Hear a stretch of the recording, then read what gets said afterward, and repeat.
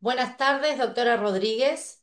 Buenas Buenas tardes. tardes. Bueno, vamos a continuar con la etapa técnica del concurso 264, en este caso con su examen oral.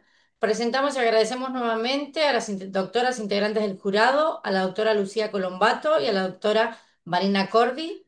Bueno, doctora, como usted sabe, va a tener 15 minutos para exponer el tema que ha elegido. Llegado a los 15 minutos, ahí va a tener un cronómetro para que pueda ir manejando su exposición. Luego de ello, las doctoras le van a hacer las consultas que consideren pertinentes. Bueno, doctora, le deseo mucha suerte y la dejo con su examen. Muchas gracias. Bueno, el tema que elegí es juzgar con perspectiva de género desde una faz práctica, porque considero que es un tema importante al momento de ejercer la magistratura. Primero voy a hacer una introducción, voy a dar un concepto, voy a explicar tres fallos para mí que son trascendentales y voy a terminar con una breve conclusión. Eh, Todas las personas tienen derecho al pleno goce y ejercicio de los derechos humanos fundamentales. Pero nos encontramos con un grupo de personas que han sido relegados históricamente.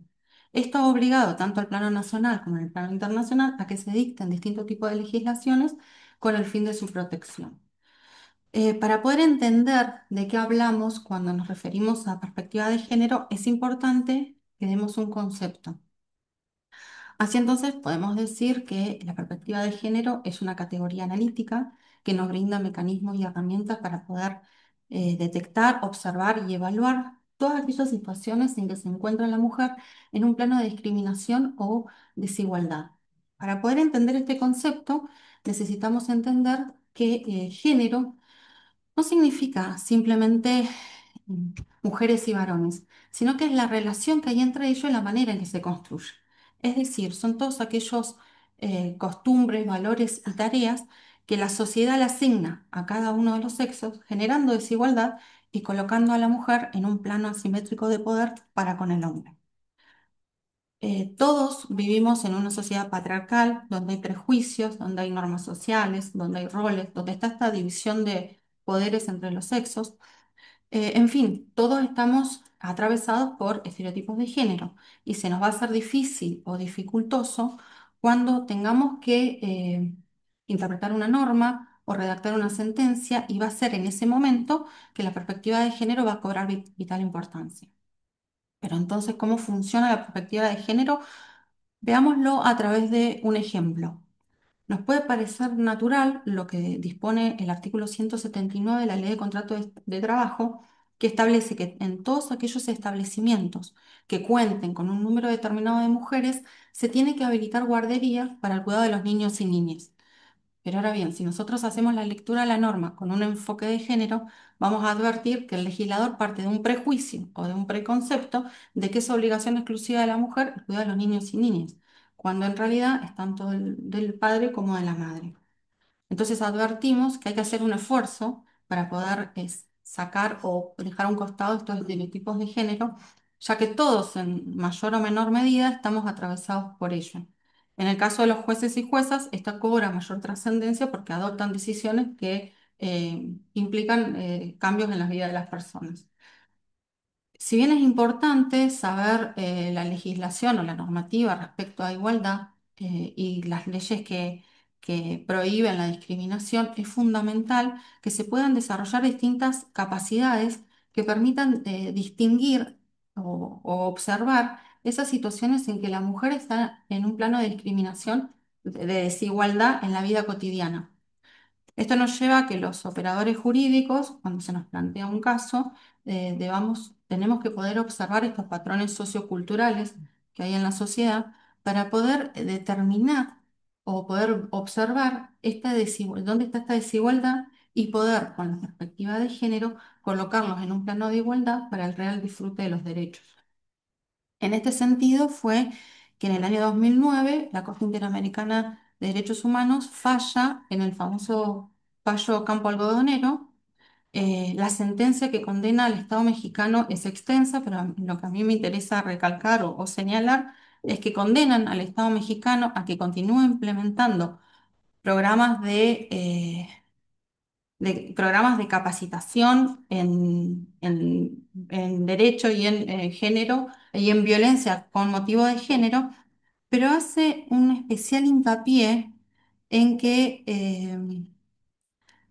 capacitarse en género no es solamente el conocimiento de la norma, sino que es el desarrollo de esta capacidad de poder detectar estas desigualdades que hay en la vida cotidiana de la mujer.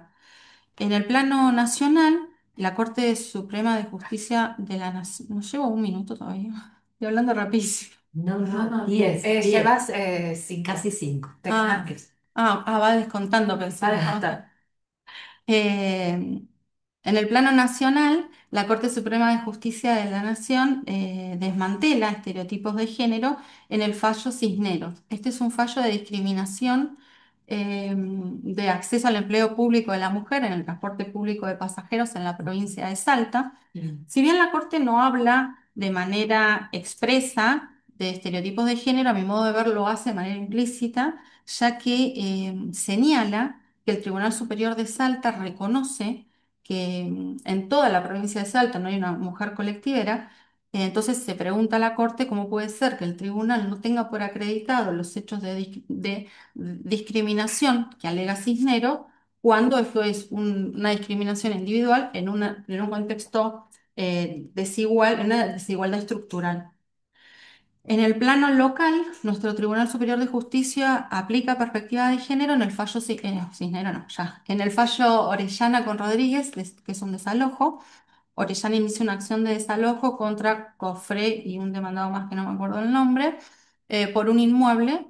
Primera instancia y segunda instancia hacen lugar al desalojo. Los demandados interponen un recurso de casación, llega al tribunal y este recurso es desechado por defectos de forma.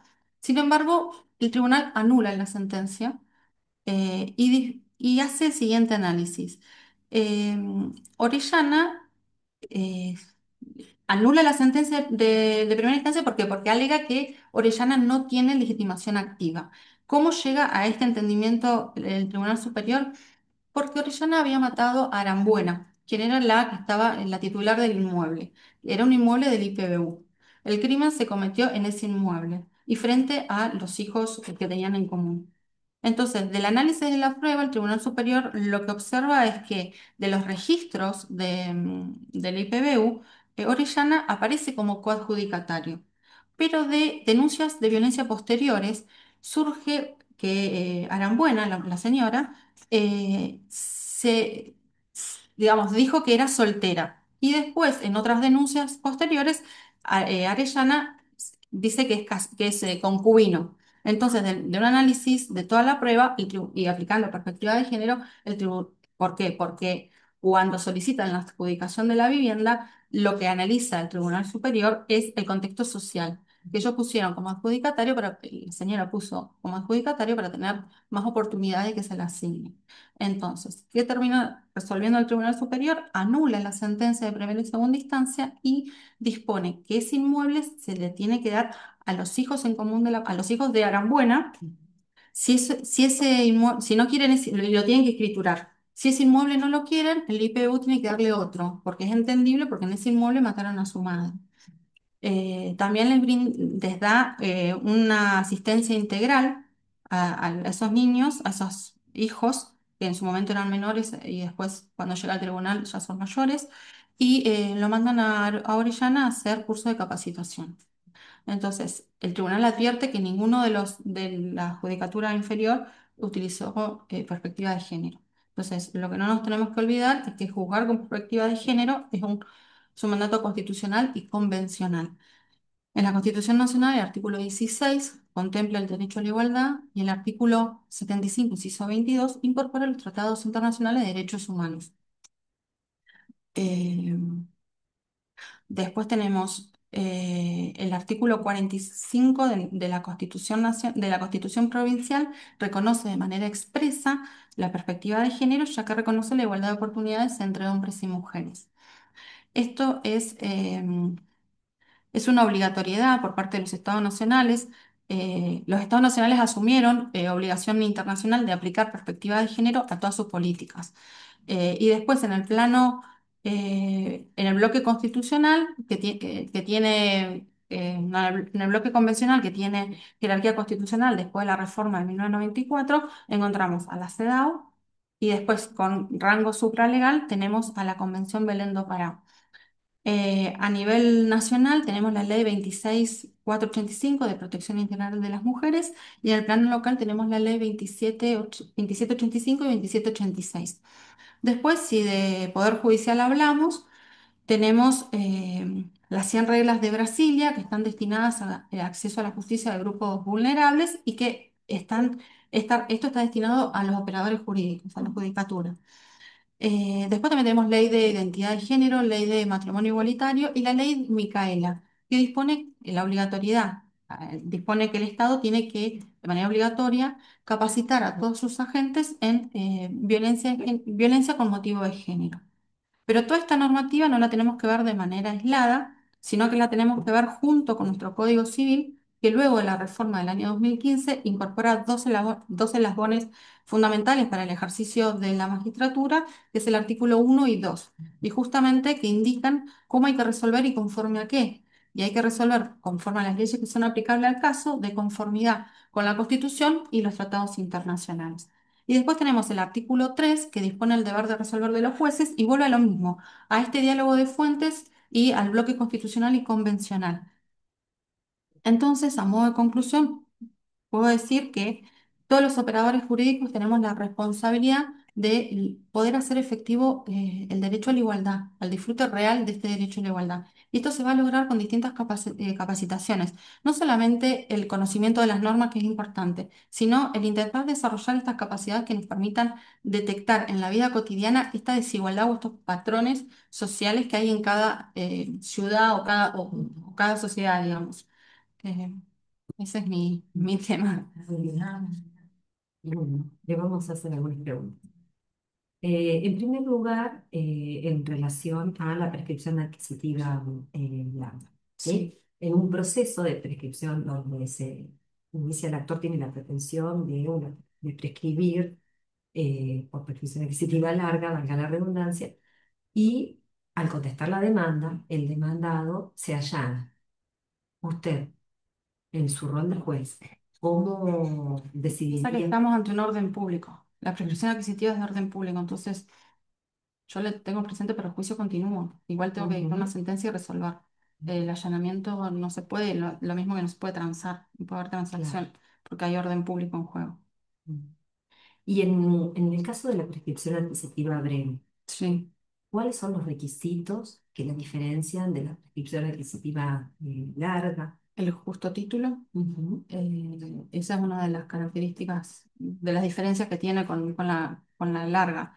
El justo título es, por ejemplo, cuando una propiedad se vende, se hace la escritura pública, pero quien escritura lo hace a través de un apoderado y ese apoderado tenía o el mandato vencido o estaba fuera de sus facultades. Entonces yo Ujú. tengo un instrumento que es válido, pero, sí es válido, pero tiene un vicio, no sé si la palabra es justo vicio, pero en- tengo ese problema que lo voy a tener que hacer por prescripción corta, lo podría hacer por prescripción corta. Ujú. Y No por sé si ejemplo, me explico, me es muy difícil explicarlo con palabras técnicas, me parece que es más claro un ejemplo. sí, está bien, le entendí. Y por ejemplo, ¿usted considera que una cesión de derechos hereditarios es un justo título? Una sesión de derechos hereditarios para prescribir, no. Ujú. Para hacer prescripción corta, Claro, en prescripción breve, sí, sí, sí, corto. no. No, No porque no transmite, tengo una obligación de hacer. claro, No, no, está no. bien. Bueno. Bueno, yo voy a hacerle una pregunta vinculada al juicio sucesorio. Bueno, Supongamos un juicio sucesorio donde uno de los herederos ha sido declarado incapaz por sentencia judicial y se le ha designado curador, que es al mismo tiempo otro de los herederos en este proceso sucesorio. Digamos, ¿qué situación problemática identifica allí y que puede que... llegar a haber intereses contrapuestos. ¿Mm? En el sucesorio ahí obviamente vamos a tener va a tener que intervenir el Ministerio de Incapaces, pero que ahora lleva otro nombre. La Defensoría, sí, el que hace el Ministerio Tutelar de Incapaces, porque van a tener intereses contrapuestos, entiendo yo. Más allá, está designados, sí, tiene la representación, está designado, pero bueno, puede llegar a haber intereses contrapuestos y por lo tanto tiene que haber un contralor en el sucesorio del actuar, me parece a mí, más allá después de la rendición de cuentas que le corresponde en el juicio de capacidad. ¿Usted se refiere al ministerio, a la actuación del Ministerio Público o específicamente a otro órgano? Sí, no, no, no, al Ministerio Público. Dentro del sucesorio para representar no, sí, un contralor que tiene que haber. Bueno, la siguiente pregunta tiene que ver con los derechos de los pacientes y quisiera saber qué criterios deben tenerse en consideración para evaluar si un profesional de la salud ha cumplido debidamente con la obligación de requerir el consentimiento informado en forma previa a una práctica de salud. Primero tengo que ver el tipo de práctica, porque el consentimiento puede ser verbal, pero tenemos excepciones. Y, por ejemplo, cuando es una práctica quirúrgica, el consentimiento tiene que estar de manera escrita. Y si hay una revocación, por ejemplo, ese consentimiento también tiene que ser de la misma forma.